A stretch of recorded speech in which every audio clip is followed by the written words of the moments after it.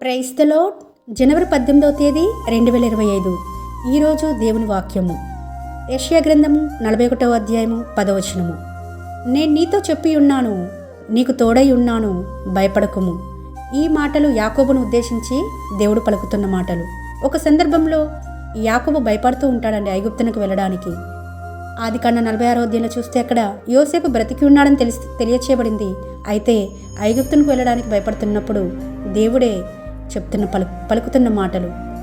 ఇక్కడ ఆదికాండం 46వ అధ్యాయం 3వ వచనంలో చూస్తే, నేనే దేవుడను, నీ తండ్రి దేవుడను, ఐగుప్తునకు వెళ్ళటకు భయపడకము, అక్కడ నేను గొప్ప జనముగా చేస్తానని యాకోబును ఉద్దేశించి మాట్లాడుతున్నాడు.